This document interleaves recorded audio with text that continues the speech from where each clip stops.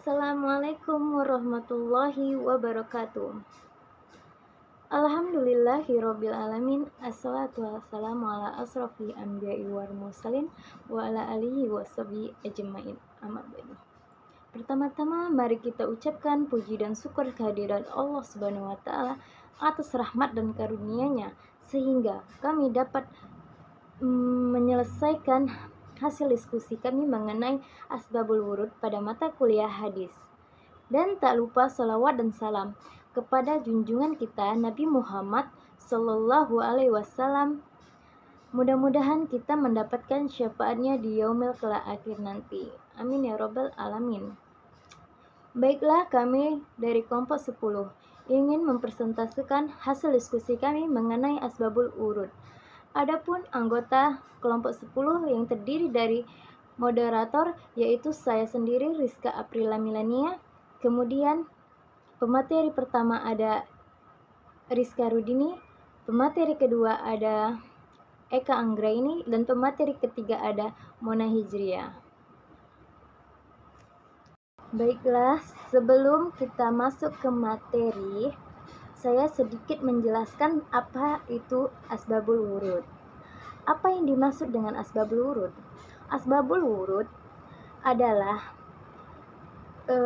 Nabi Muhammad mengeluarkan hadis itu karena ada sebab yang mendorong Nabi Muhammad itu berucap ataupun berbuat.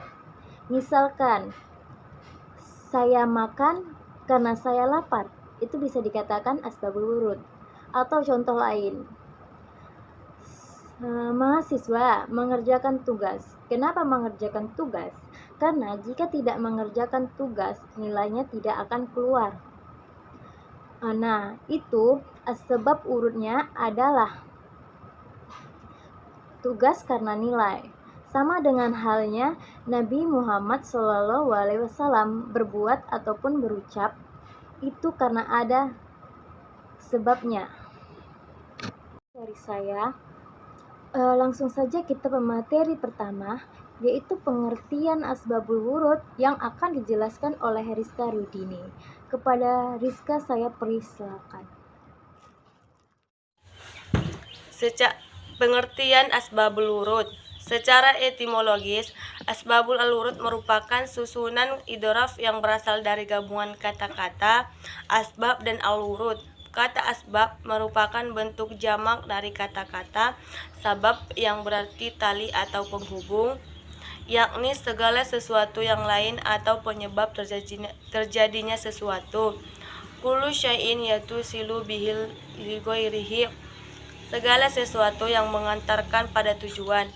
Adapun sedangkan kata al-wurud bisa berarti sampai atau mengalir, al-ma'ul ladzi yurud, air yang mengalir atau yang memancar.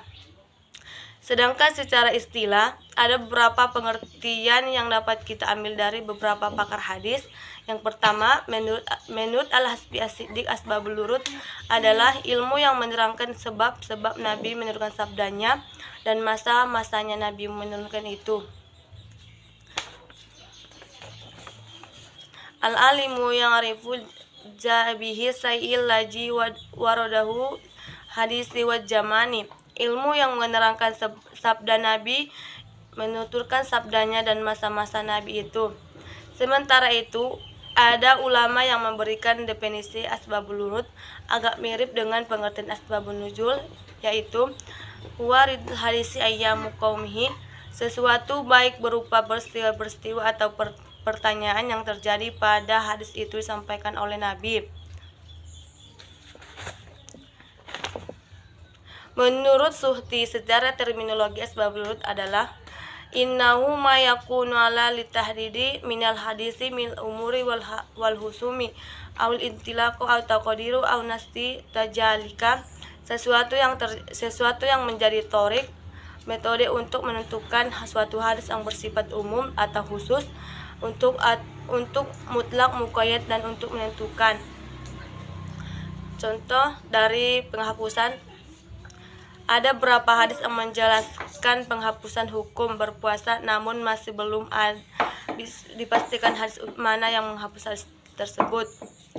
Dari definisi di atas dapat disampaikan bahwa ilmu asbabul wurud adalah ilmu yang menjelaskan sebab-sebab keluarnya hadis, baik berupa peristiwa atau keadaan yang terjadi, waktu maupun karakter pertanyaan, sehingga dapat memahami kejelasan hadis baik dari segi umum atau khusus, mutlak atau muqayyad, dan untuk menentukan ada tidaknya nas atau penghapusan dalam suatu hadis. Sekian, terima kasih. Baiklah, terima kasih kepada Rizka Rudini yang telah menjelaskan tentang pengertian asbabul wurud. Selanjutnya, materi kedua yang akan dijelaskan oleh Eka Anggraini tentang urgensi mempelajari asbabul wurud. Kepada Eka, saya beri silakan.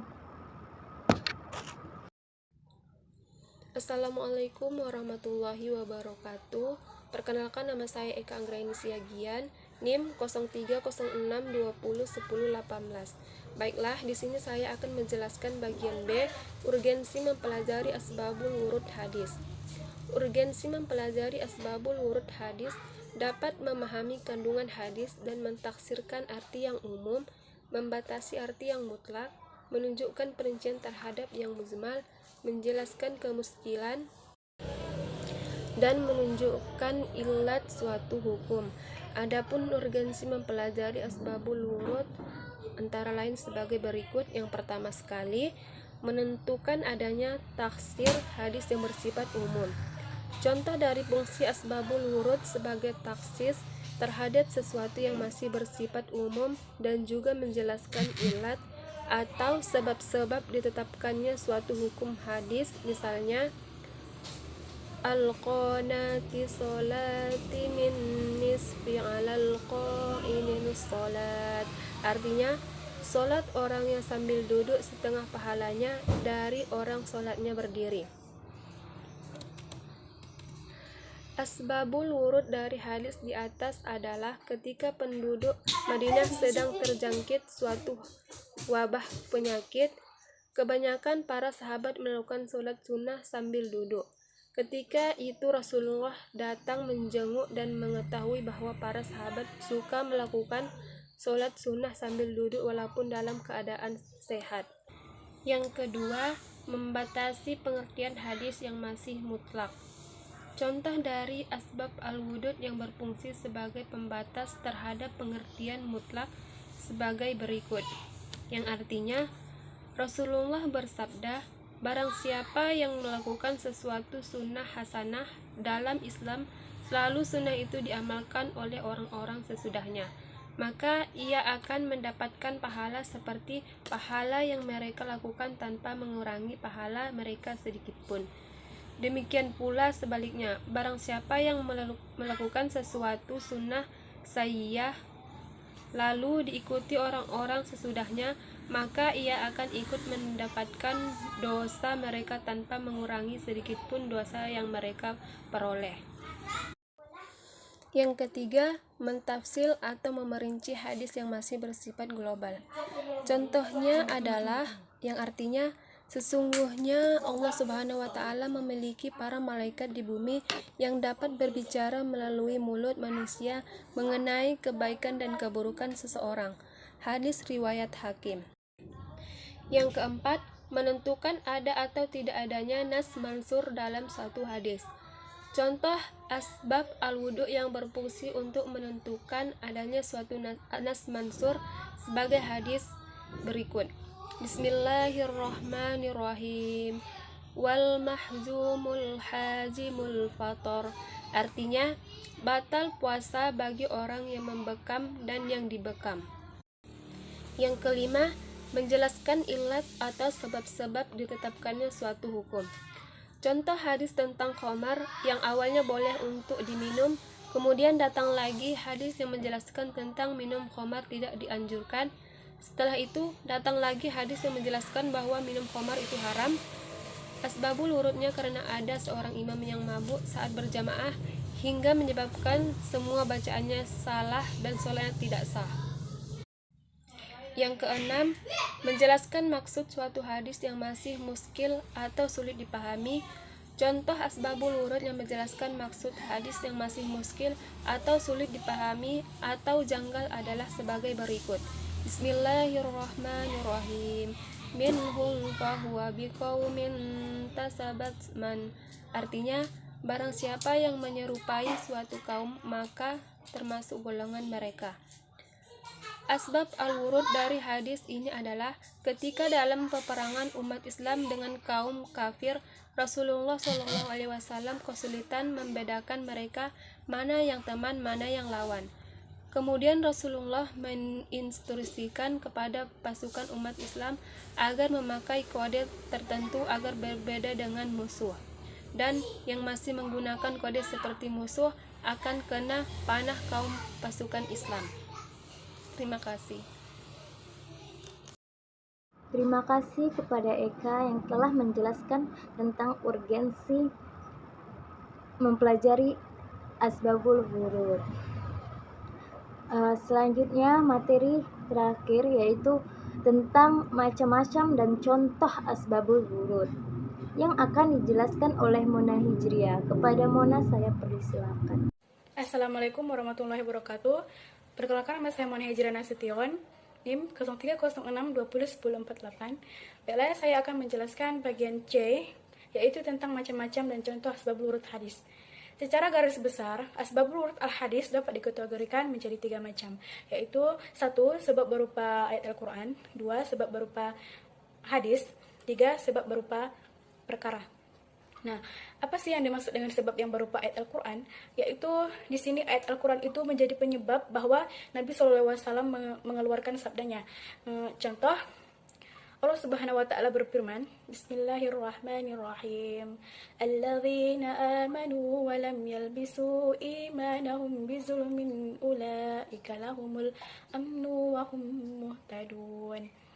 Artinya, orang-orang yang beriman dan tidak mencampur adukkan iman mereka dengan syirik, mereka itulah orang-orang yang mendapat rasa aman dan mereka mendapat petunjuk. Quran Surah Al-An'am ayat 82. Nah, ketika itu sebagian sahabat Nabi SAW memahami kata az-zulmu tersebut yaitu az-zaur, yang berarti berbuat aniaya atau melanggar aturan. Nabi SAW kemudian memberikan penjelasan bahwa yang dimaksud dengan az-zulmu itu adalah asyirqah, yakni perbuatan syirik, sebagaimana yang disebutkan dalam Quran Surah Al-Luqman ayat 13, yang Allah Subhanahu wa taala berfirman, Bismillahirrahmanirrahim. Wa idh qala Luqmanu li ibnihi wa huwa ya'idhuhu ya bunayya la tusyrik billah inna syirka la zulmun azim. Dan ingatlah ketika Luqman berkata kepada anaknya ketika memberi pelajaran kepadanya, wahai anakku, janganlah engkau menyekutukan Allah, sesungguhnya mempersekutukan Allah adalah benar-benar kezaliman yang besar. Quran Surah Al-Luqman ayat 13. Nah, nomor 2 yaitu sebab yang berupa hadis. Nah, apa sih yang disebut dengan sebab yang berupa hadis? Nah, di sini pada waktu itu terdapat satu hadis, namun sebagian sahabat kesulitan memahaminya. Maka kemudian muncullah hadis yang lain yang memberikan penjelasan terhadap hadis tersebut. Contohnya, sesungguhnya Allah Subhanahu wa taala memiliki para malaikat di bumi yang dapat berbicara melalui mulut manusia mengenai kebaikan dan keburukan seseorang. Hadis riwayat Hakim. Nah, hadis ini bagi para ulama tentu muskil. Bagaimana bisa seorang malaikat berbicara dengan bahasa manusia? Nah, ternyata dalam riwayat yang lebih lengkap, Rasulullah SAW mendoakan 2 jenazah dengan doa yang berbeda. Jenazah yang pertama didoakan agar selamat, sedangkan jenazah yang kedua malah sebaliknya. Namun Rasulullah SAW hanya menggunakan kata wazabat, saja. Al-Hakim Al-Musaddad. Dari hadis yang pertama itu hadis lainnya itu ini, Dari Anas bin Malik radhiyallahu anhu berkata, kami sedang duduk bersama Rasulullah SAW. Kemudian ada jenazah disertai beberapa orang keranda lewat. Rasulullah SAW kemudian bertanya, apa ini? Orang-orang yang mengikuti jenazah tersebut kemudian bilang, ini adalah jenazah orang yang mencintai Allah dan Rasulnya, taat kepada Allah dan berusaha sekuat tenaga untuk melaksanakan ketaatan Rasulullah. Kemudian Rasulullah SAW menjawab, wajibat, wajibat, wajibat. Setelah itu datang lagi keranda yang lain. Orang-orang tersebut kemudian berkata, ini adalah jenazah orang yang dibenci Allah dan Rasulnya, gemar bermaksiat. Kemudian Rasul menjawab, wajibat, wajibat, wajibat. Abu Bakar kemudian heran dan bertanya, mengapa Rasul hanya menjawab wajibat? Mengapa Rasulullah hanya menjawab wajibat saja untuk dua jenazah yang berbeda? Rasul pun menjawab, benar, wahai Abu Bakar, sesungguhnya Allah Subhanahu wa Ta'ala memiliki malaikat yang berbicara dengan bahasa manusia atas hal yang baik dan buruk. Maka dari itu yang dimaksud berbicara dengan bahasa manusia adalah bahasa wajibat yang diucapkan Rasul untuk mendoakan dua jenazah yang berbeda tersebut. Dapat ditangkap oleh malaikat walaupun hanya diucapkan sepotong saja. Hal ini tidak bisa dijadikan acuan bahwa malaikat berbicara dengan bahasa yang biasa digunakan manusia. Hadis tersebut hanya mengungkapkan bahwa malaikat memahami perkataan atau bahasa manusia. Lalu bahasa apa yang digunakan malaikat terutama saat berbicara dengan sesama malaikat atau Allah, kita semua tidak bisa menerka dengan pasti karena hal tersebut merupakan perkara yang gaib. Yang ketiga adalah sebab yang berupa perkara. Apa sih yang dimaksud dengan sebab berupa perkara? Di sini yang berkaitan dengan para pendengar di kalangan sahabat. Sebagai contoh adalah persoalan yang berkaitan dengan sahabat Suraid bin Suwaid At-Tasaki. Pada waktu Fatah Makkah, yaitu pembukaan kota Makkah, beliau pernah datang kepada Nabi SAW. Seraya berkata, saya bernazar akan sholat di Baitul Maqdis. Mendengar pernyataan sahabat Nabi SAW tersebut, lalu Nabi bersabda, sholat di sini, yakni Masjidil Haram, itu lebih utama. Nabi SAW bersabda lagi, demi zat jiwaku berada dalam kekuasaannya, seandainya kamu sholat di sini, yaitu Masjid Al-Haram Makkah, maka sudah mencukupi bagimu untuk memenuhi nazarmu. Kemudian Nabi SAW bersabda lagi, sholat di masjid ini, yaitu Masjid Al-Haram, itu lebih utama daripada 100.000 kali sholat di selain Masjid Al-Haram. Hadis riwayat Abdul Razak dalam kitab Al-Mustaqniah. Kepada Mona Hijriyah yang telah menyampaikan materinya, yaitu macam-macam dan contoh asbabul wurud. Maka dapat saya simpulkan bahwa asbabul wurud hadis itu merupakan konteks historias yang melatar belakangi munculnya suatu hadis. Ia dapat berupa peristiwa ataupun pertanyaan yang terjadi pada saat hadis itu disampaikan oleh Nabi Muhammad SAW. Dengan lain ungkapannya, asbabul wurud adalah faktor-faktor yang melatar belakangi munculnya suatu hadis. Yang kedua, urgensi mengetahui asbabul wurud antara lain untuk menolong memahami dan menafsirkan al-hadis, untuk mengetahui hikmah-hikmah ketetapan syariat, ataupun untuk menentukan adanya taksis terhadap suatu hadis yang khusus ataupun umum. Yang ketiga, cara mengetahui asbab dari suatu hadis adalah asbab sudah tercantum dalam rangkaian hadis tersebut. Namun dari suatu hadis tersebut terdapat dalam hadis yang lain. Sebab dari suatu hadis itu adalah informasi atau awal dari para sahabat yang mengetahui munculnya hadis tersebut.